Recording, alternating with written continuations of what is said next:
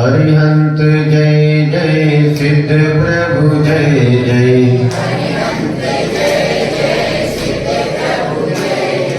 साधु जन जय जय जिन धर्म जय जय।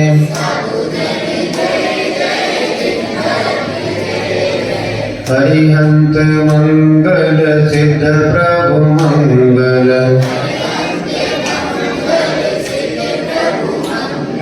साधु जन मंगल जिन धर्म मंगल।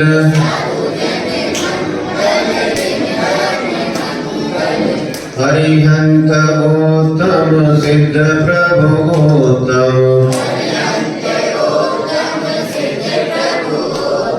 साधु जन गौतम जिन धर्म गौतम।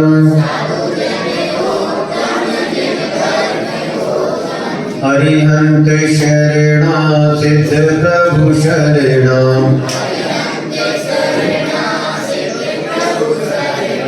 साधु जन शरणा जिन धर्म शरणा।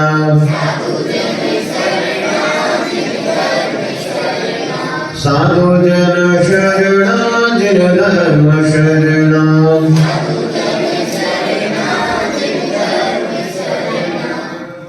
पंच परमेश्वरी भगवान की, वर्तमान शासन नायक श्री महावीर भगवान की, 24 तीर्थंकर भगवान की, चारित्र चक्रवर्ती प्रथमाचार्य श्री शांति सागर जी महाराज की, षष्ठम पट्टाचार्य परम पूज्य गुरुदेव आचार्य श्री अभिनंदन सागर जी महाराज की, विश्व वंदनीय परम पूज्य गुरुदेव आचार्य श्री विद्या सागर जी महाराज की, विद्या वाग्मी ज्ञान रत्नाकर परम पूज्य गुरु आचार्य श्री उदास सागर जी महाराज की, परम पूज्य वात्सल्य कल्पमुनि श्री उपशांत सागर जी महाराज की।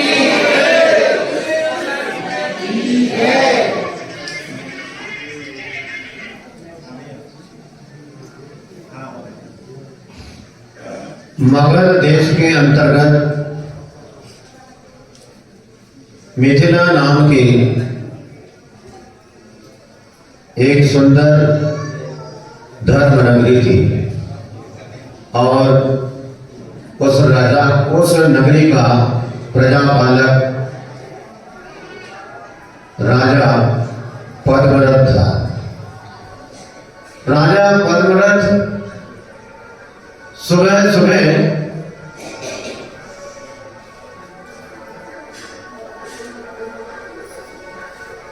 घोड़ा दौड़ाते हुए शिकार के लिए निकला और उसे एक सुंदर सा नन्हा सा खरगोश मिला। खरगोश भी समझ गया और ये भी समझ गया। शिकार के पीछे शिकारी, शिकार आगे आगे और शिकारी पीछे पीछे, दोनों अपने गति से आगे बढ़ते जा रहे हैं। खरगोश के पीछे राजा पद्मरथ घोड़ा लिए आगे बढ़ते जा रहा है और छोटा सा प्राणी खरगोश कितना भागेगा, लेकिन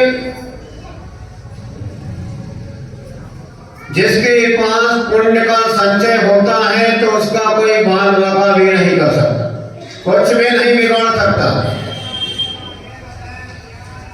अचानक ही खरगोश पता नहीं कहां गायब हो गया और राजा पद्मरथ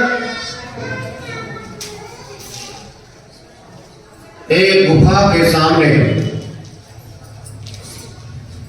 एक काल गुफा नामक ऐसा स्थान उसके सामने जाकर खड़ा हो गया।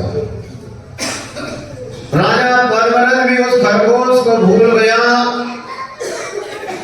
और उस गुफा का अतिशय, जैसे उसमें से कोई सूर्य प्रकाश निकल रहा हो, उस गुफा से सातिशय पुण्य की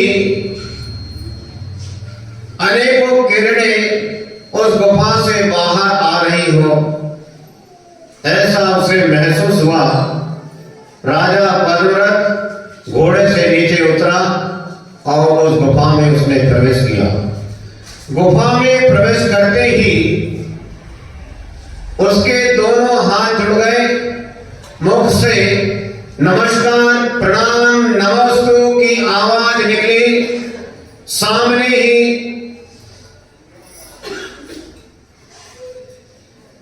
दिगंबर मुनिराज सुधर्मा स्वामी बैठे हैं। उनको देखकर शिकार आदि जो विचार, शिकार के विचार आदि सब विचार भूलकर दिगंबर मुनिराज के चरणों में पद्मराज नमस्कार करता है। नमस्कार करके, प्रणाम करके सुधर्मा स्वामी से धर्मोपदेश सुनता है और धर्मोपदेश सुनकर राजा पद्मव्रत श्री सुधर्माचार्य स्वामी से प्रश्न करता है कि हे प्रभु, हे परमात्मा, आपके अंदर जो तेज है, सूर्य से भी ज्यादा तेज है,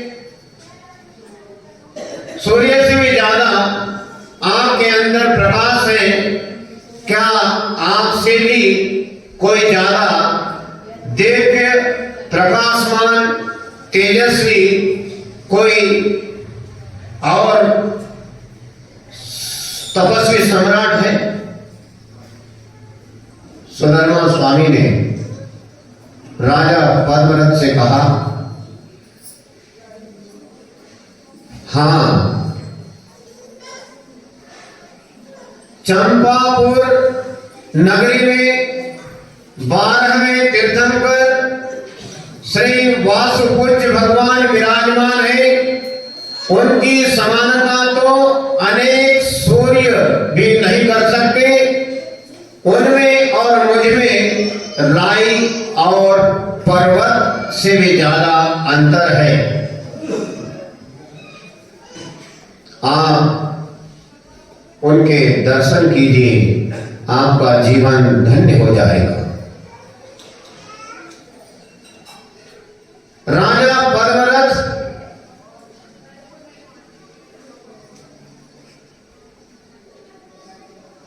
सुधर्मा स्वामी के वचनों को सुनकर उनको प्रणाम करके और अपना सौभाग्य समझकर गुफा से बाहर आता है, नगर में पहुंचता है, नगर वासियों को सूचना देता है और राजा पद्मव्रत हाथी के ऊपर सवार होकर सेना, सैनिक, नगरवासी सभी चंपापुरी की ओर 12वें तीर्थंकर श्री वासुपूज्य भगवान के दर्शन के लिए निकलते हैं। उस समय राजा पद्मव्रत की उत्कृष्ट भावना कि मुझे 12वें तीर्थंकर श्री वासुपूज्य भगवान के दर्शन करने जाना है। जिसके मन में ऐसे भगवान के दर्शन करने की भावना जागृत हो जाती है, उनके लिए हमारे आचार्य भगवंतों ने अनेकों ग्रंथों में, जैसे पद्म पुराण ग्रंथ में आचार्य श्री रविशेर महाराज ने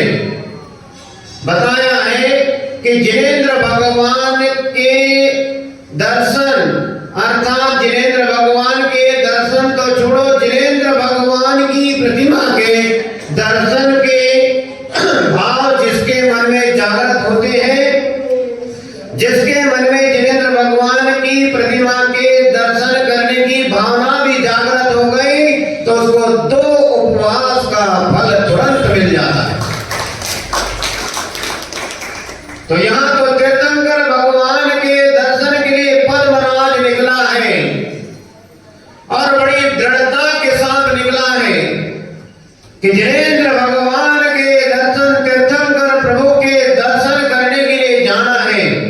आज जिनेंद्र भगवान के मंदिर जाने की भावना, जिनेंद्र भगवान के दर्शन करने की भावना आज कल से यही हदायपुर बेगमगंज में जो उत्साह और आनंद और उल्लास नजर आ रहा है, पता नहीं पूरी रात ऐसा आनंदमय माहौल था। और सुबह भी आपके इस दिगंबर जैन मंदिर में क्या आनंद, जो बच्चा बुजुर्ग सभी अनुभव कर रहा था। जिनेंद्र भगवान का अभिषेक और शांति धारा हुई तो सभी के मन में प्रसन्नता थी। ऐसी प्रसन्नता मात्र आज वर्ष का पहला दिन, आप मानते हैं कि आज वर्ष का पहला दिन है, आज 1 जनवरी है, आज उत्सव और आनंद मना लिया जाए और 364 दिन आराम से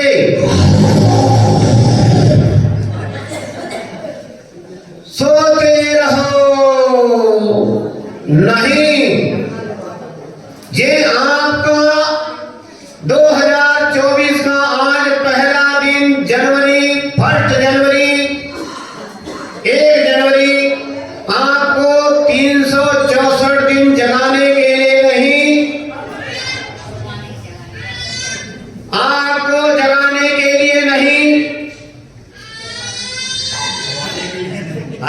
सुलाने के लिए नहीं।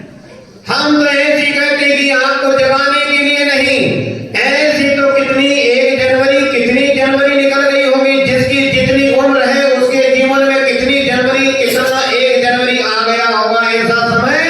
तो वो जनवरी ना आपको सुलाती है ना जगाती है, हमें स्वयं जागना होगा, ये आपको इशारा करती है। 1 जनवरी को खूब धूम मचा लिए, 31 रात भर जागे और सुबह 9 बजे तक हे प्रभु आनंद 30+ बहुत बढ़िया आनंद के साथ जीता है। और हमारे यहाँ जिन दर्शन में नया वर्ष और आत्मार्थियों को और त्यागी व्रतियों को तो क्या नया और क्या पुराना, प्रतिदिन नया नया नया कुछ आत्म कल्याण का कार्य करने के लिए होता है। लेकिन लोग कहते हैं कि नया वर्ष 1 जनवरी आई है। ये भारतवर्ष में नया वर्ष मनाने की परिपाटी बहुत पहले समय से चली आ रही है।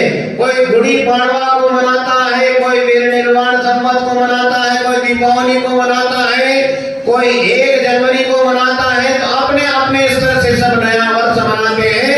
लेकिन नया वर्ष मनाने का मतलब ये नहीं कि आज भगवान का खूब अच्छे ढंग से दर्शन पूजन कर लिया। कहाँ जा रहे? कुंडलपुर। अरे हम भी चल रहे। अरे चलो क्या बात है, आइए, दिस इज वेलकम। गाड़ी में जगह आप भी आइए और मरकंडी वाले यज्ञनायक आप भी आइए, जिसको आना है तो आइए, सभी चलिए।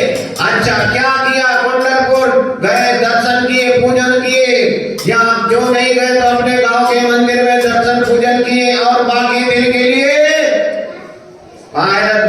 आज को कर रहा हूं अभिषेक भगवान को, हमें नहीं पता। ऐसा नहीं होना चाहिए। ये पहली जनवरी वर्ष का पहला दिन, आज संकल्प होना चाहिए कि आज 1 तारीख है, आज मैं जो शुभ कार्य का संकल्प लेता हूं तो आने वाली 2025 की जनवरी तक ऐसा शुभ कार्य मैं करता रहूंगा, ऐसा आज संकल्प होना चाहिए। जैसे राजा पद्मरथ 12वें तीर्थंकर श्री वासुपूज्य भगवान के दर्शन के लिए निकला। अब राजा की पहचान होती है। 2 स्वर्ग के देवता धन्वंतरी और विषाणु लोग उस राजा की परीक्षा के लिए आते हैं कि इसका संकल्प कितना मजबूत है। जिनेंद्र भगवान के दर्शन के लिए जा रहा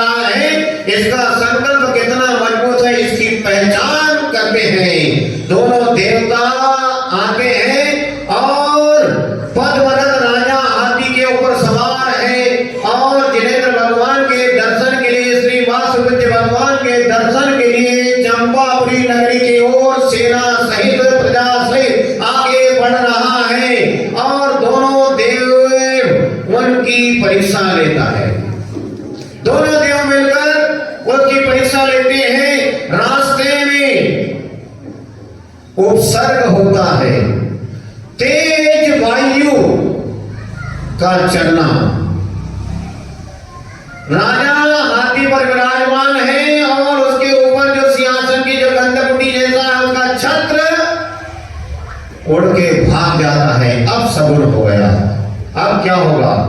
तेज हवा चल रही है, उसके बाद में आसमान में ऐसे बादल गरजते हैं कि आदमी के होश उड़ जाते हैं। सारी प्रजा और सैनिक गण परेशान चिंतित हो गए कि अब क्या होगा।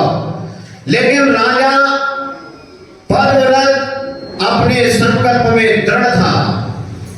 वह हाथी से नीचे उतर जाता है। हाथी से नीचे उतरता है और आगे बढ़ने लगता है तो सैनिक लोग कहते हैं कि नहीं राजन, आप तो हाथी के ऊपर सवार हो जाइए,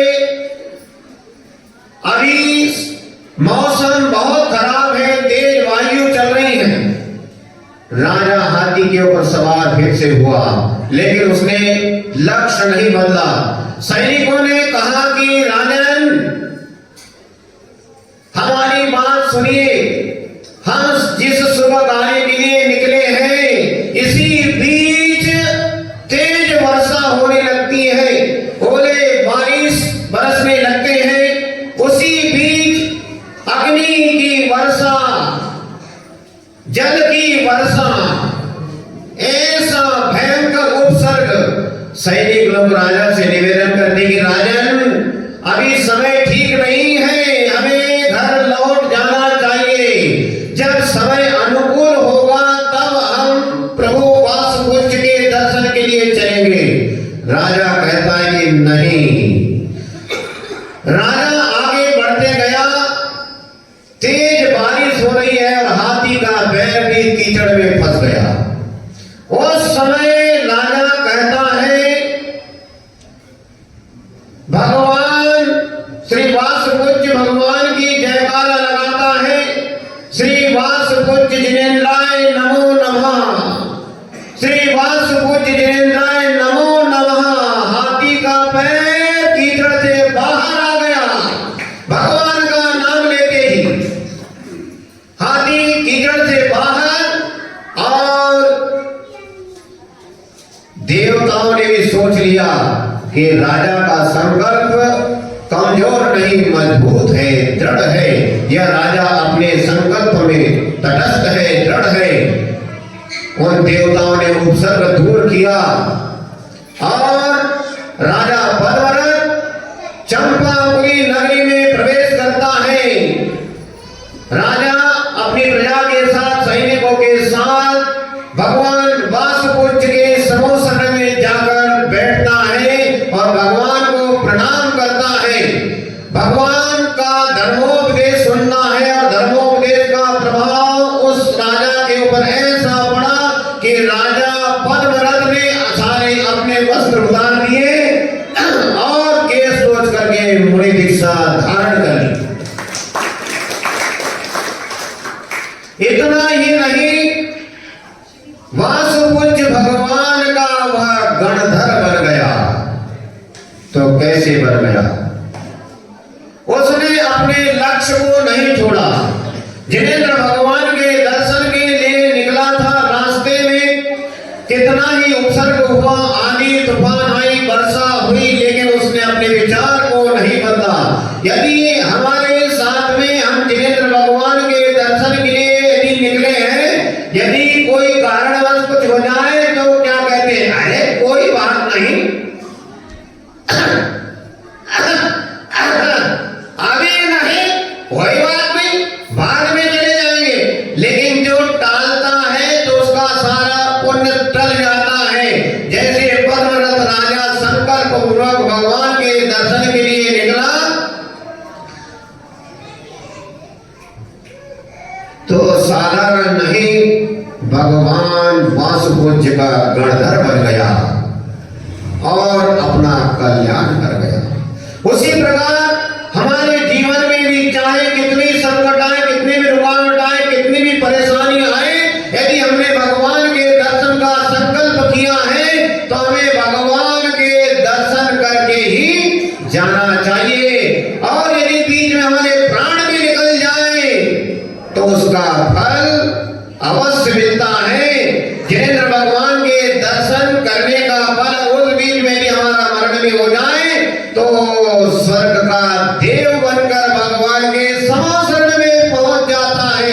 ऐसी ये प्रक्रिया अनेकों दशकों से, अनादि काल से ये प्रक्रिया चले आ रही है। जिनेंद्र भगवान के दर्शन, साधु संतों के दर्शन, तो वर्ष की शुरुआत, नए वर्ष की शुरुआत हमें कैसे करना चाहिए? तो नए वर्ष की शुरुआत हमें जिनेंद्र भगवान के दर्शन करके ही प्रारंभ करना चाहिए। वाह, बहुत अच्छे। हमारी बात इतने ही लोगों को समझ में आई। क्या बात है? जिनेंद्र भगवान के दर्शन करके अपने जीवन की शुरुआत, नए जीवन की शुरुआत करना चाहिए। और यदि हम घर में ही हैं तो घर में सबसे पहले अपने घर में बुजुर्ग माता पिता हैं, अपने से बड़े लोग हैं, उनके चरण स्पर्श करके उनसे जय जिनेंद्र करके अपने जीवन की शुरुआत करना चाहिए। और जो हमसे छोटे हैं उनके प्रति पागलपन नहीं करना, उनके प्रति भी बड़ा प्रेम भाव रखकर आपस में, छोटा हो बड़ा हो, किसके मुंह से पहले जय जिनेंद्र निकलेगा इसका इंतजार ना करते हुए मुख से सबसे पहले जय जिनेंद्र निकलना चाहिए और आपस में जय जिनेंद्र हो जाए और यथायोग्य प्रणाम नमस्कार करके अपने जीवन की शुरुआत करना चाहिए। ये हमारे जीवन की प्रथम पाठशाला जिन मंदिर है। तो जिन मंदिर के दर्शन करके हमें नए वर्ष की शुरुआत करना चाहिए। आज मंदिर में काफी भीड़ भाड़, बच्चा बुजुर्ग सभी लोग, माता बहने सभी लोगों ने जिनेंद्र भगवान के प्रतिदिन की अपेक्षा आज बड़े उत्साह के साथ दर्शन किए हैं, साधु की वंदना की है। तो ऐसे ही देव शास्त्र गुरु के प्रति 1 जनवरी को जो श्रद्धा है, ऐसे ही दिसंबर 31 और जनवरी 2025 तक बनी रहे, ऐसा आपके लिए हमेशा आपके आशीर्वाद है। और फिर प्रति वर्ष ज्यादा लंबा आशीर्वाद आप पचा नहीं पाओगे तो 1 वर्ष का तो ले लो आप। और हमारा आशीर्वाद ऐसा है, साधु संतों का आशीर्वाद, कि जब तक आपका जीवन है, और जीवन एक जीवन नहीं, जब तक आपकी आत्मा का कल्याण नहीं हो जाता है तब तक ये उपशांत सागर भावना भाता है कि आपको इस जिन धर्म की और देव शास्त्र गुरु की शरण प्राप्त होती रहे, ऐसा मंगल आशीर्वाद। और आपको मंदिर जाते समय एक बात अवश्य ध्यान रखना चाहिए कि मंदिर यदि हम जा रहे हैं, नए वर्ष की शुरुआत है, शुभ कार्य के लिए निकले हैं, पुण्य संचय करने के लिए निकले, कर्म का नाश करने के लिए निकले हैं, तो हमें थोड़ा बुद्धि की आवश्यकता है। जहां पर बुद्धि है वहां पर शुद्धि है, और जहां पर शुद्धि है वहां पर विशुद्धि है, और जहां पर परिणामों की विशुद्धि हो जाती है तो वहां पर कर्मों की निर्जरा का क्रम प्रारंभ हो जाता है। तो आप जब भी मंदिर में जाए तो चमड़े के जूते चप्पल और बेल्ट लगा कर न जाए। अरे ये मुसीबत में डाल दिया आपने। चमड़े के जूते चप्पल बेल्ट आदि मंदिर में लगा कर न जाए।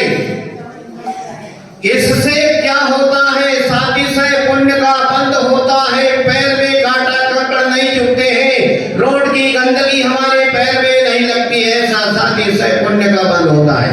अरे पागल, जो कौन सा उपदेश दे रहे महाराज? धोती दुपट्टा पहने हैं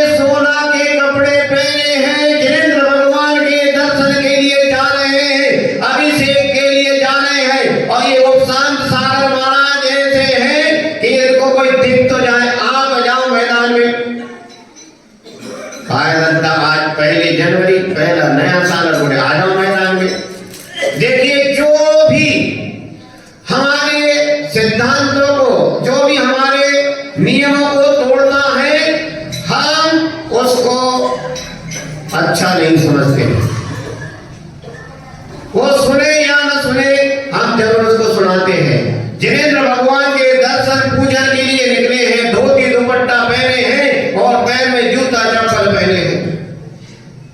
जिनेंद्र भगवान के दर्शन पूजन के लिए निकले हैं और पैर में जूता चप्पल पहने हैं, तो आपको पुण्य लगेगा या पाप?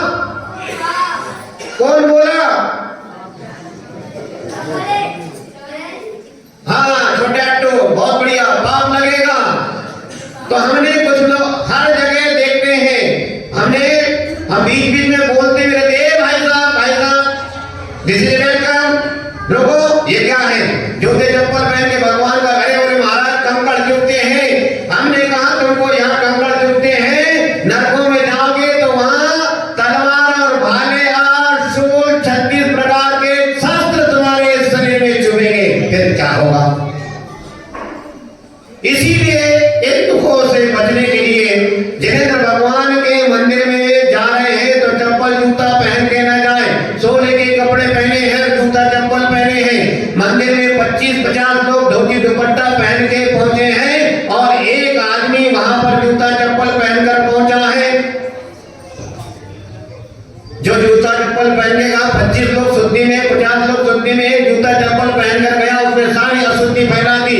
और कुछ लोग तो ऐसे कलाकार हो गए आजकल की धोती दुपट्टा पहनने की क्या हो सकता है, पैंट शर्ट पहनकर भी जा सकते हैं। तो उन 25 लोगों की, 50 लोगों की भीड़ में जाकर, अब गांव का शहर का नाम नहीं बताते, 1 2 3 4 8 10 कई जगह हो गया है और हमसे झड़प भी हो जाती है और हम डरने वाले नहीं हैं। हम हमारी सामाजिक व्यवस्था, धार्मिक व्यवस्था जो खंडित करता है उसको हम अच्छा नहीं समझते। गड़बड़ जो करता है उससे हम निपटने के लिए तैयार रहते हैं। ये व्यवस्था जो बनी है उसको बनी रहने देना चाहिए, अशुद्धि फैलाने की आवश्यकता नहीं है। और पैंट शर्ट में जो जिनेंद्र भगवान की पूजा अर्चना करते हैं उनको सावधान हो जाना चाहिए। सबकी अपनी अपनी ड्रेस होती है, मिलिट्री वालों की ड्रेस होती है, स्कूल के बच्चों की ड्रेस होती है, सरदार जी की पगड़ी और अपनी अपनी सब लोगों की ड्रेस होती है, लेकिन हमारे जैन कंपनी की ड्रेस मनमर्जी की होती है। तो इसके विषय में हमें आज इस नए वर्ष के